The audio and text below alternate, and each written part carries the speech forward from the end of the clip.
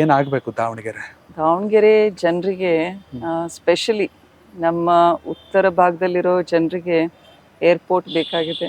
ಹೌದು, ಆಮೇಲೆ IT BT ಬೇಕಾಗಿದೆ. ಹೌದು. ಇಂಡಸ್ಟ್ರಿಗಳ ಬಗ್ಗೆ ಬೇಡಿಕೆ ಇದೆ.